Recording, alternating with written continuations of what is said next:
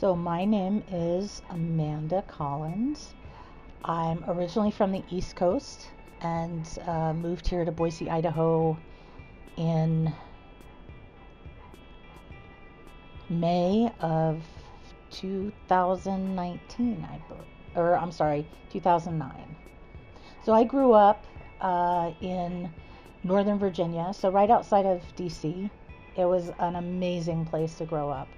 Um, my local news was everyone's national news, right? So I grew up with this sort of understanding of diversity and culture that I think a lot of folks didn't have the gift of. And I had two parents who were um, extremely liberal, both educators, and would give me $5 and put me on the subway and say, go down to DC and have fun.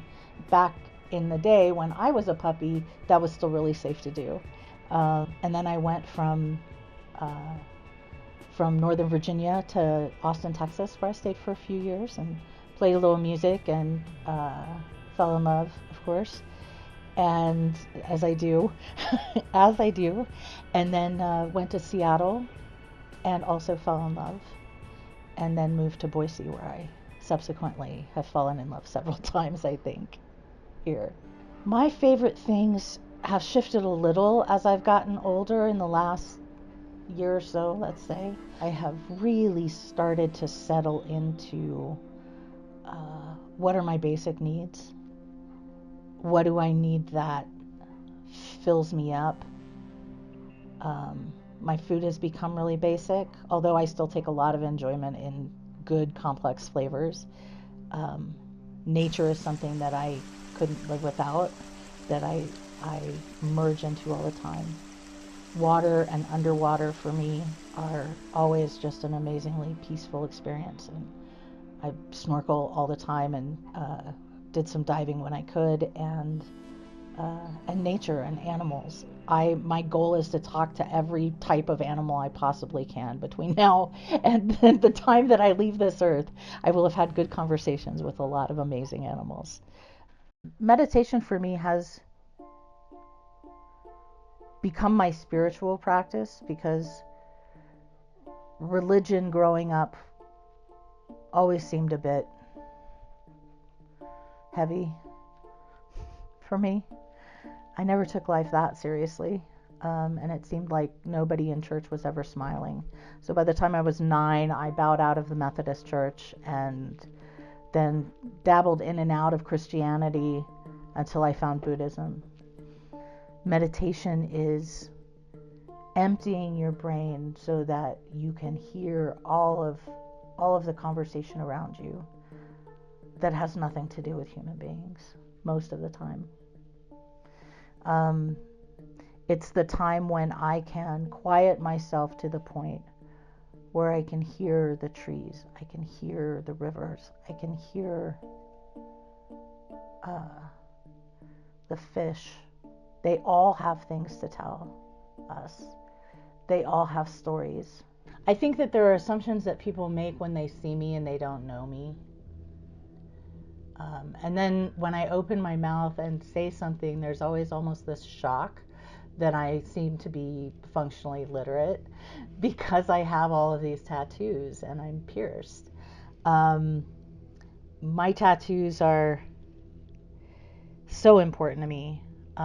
I just wanted to take a minute and sort of honor the inspirations for a few of them. And I want to start here with Brian, my American traditional tattoo of Brian. Brian, for those who don't know, is the king of my life. He's a 116-pound English lab who came into my life 4 years ago as a rescue and hasn't left my side since. 20 or so years ago, actually 20 years ago this year, I think, I lost my sister to breast cancer. I'm going to try not to cry. And 6 months ago, I was diagnosed. So it is, I was diagnosed at stage 4. So I do everything, over the top. I came in hot. I went in for a mammogram, and literally that afternoon they were like, we need to do biopsies. This is a problem. And within a week, I knew I had stage 4 breast cancer.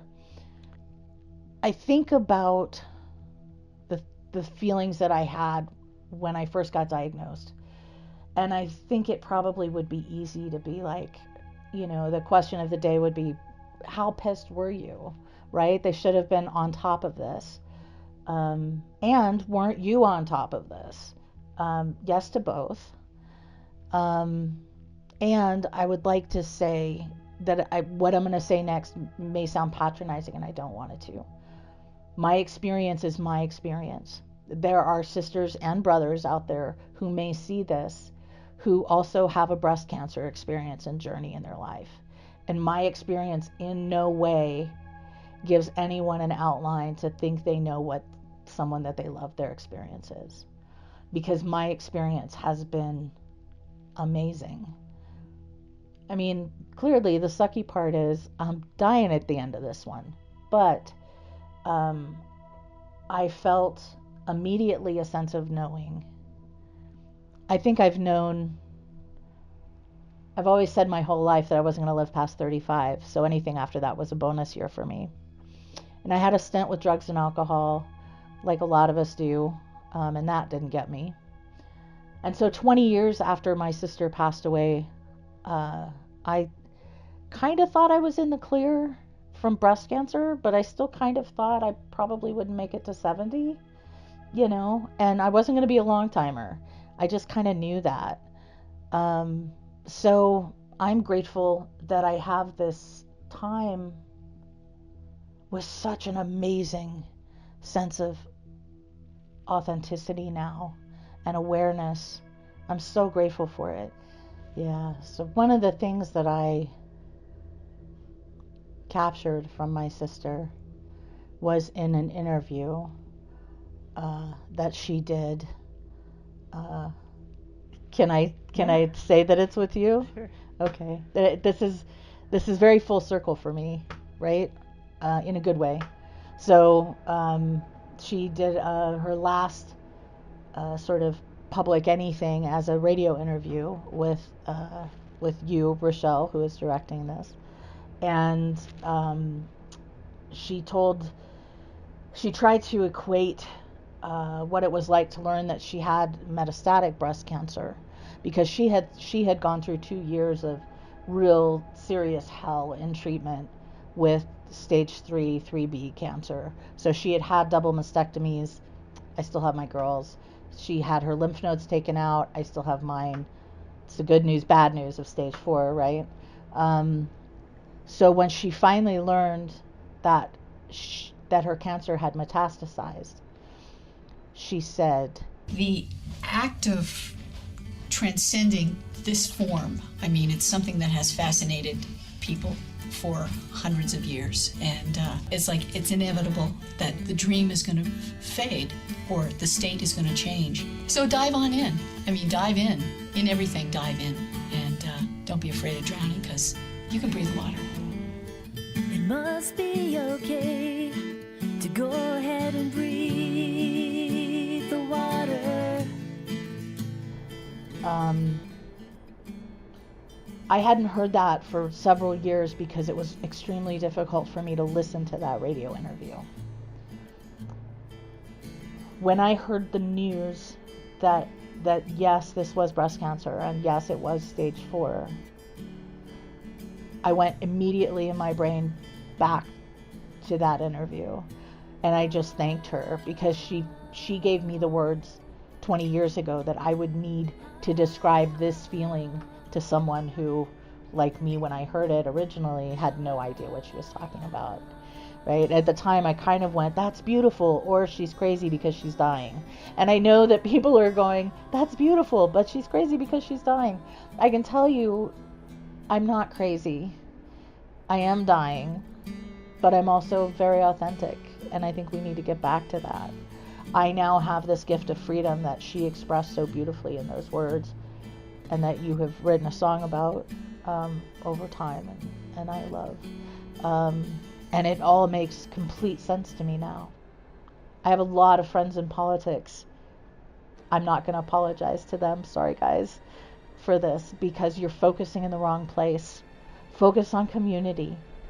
Focus on the people right next to you that need your help that you don't see because you're marching on the Capitol and holding up a sign that the governor will never see or never care about.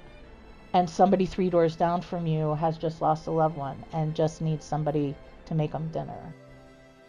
So something that hit me hard this last couple of weeks that I kind of would like to talk about is a story that hit my Facebook feed like it did so many others as I was doom scrolling, of this story about an anglerfish that had actually come to the surface and died shortly after they surfaced. And of course, we did what we do as humans, especially existentialists like myself. We try to make meaning, find meaning. It's what drives us. And so people, I think, immediately went to this. This is the only time this fish ever sees the light. Like the fish swam toward the light to pass away. Now, there is the software engineer side of my brain that says, well, that's silly.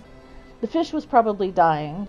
I mean, let's be honest. The fish was dying. The fish got turned sideways. The fish ended up swimming up when it was supposed to be swimming down. And it died because it's a deep water fish and it probably just blew up internally. That's the authentic answer. That's the scientific answer. The authentic answer is that fish did exactly what me and what millions of people needed it to do, which is live in the darkness, understand that it was dying, and swim to the light. And I feel like that message right now is resonating so profoundly with so many people. Not politically. This is Republican, Democrat, it doesn't matter. Everyone is looking for hope, and everyone is desperately trying to find answers to things that don't make sense to them. And what that fish did for us was give us hope in something else. I see skies of blue, clouds of white, the bright blessed day in the dark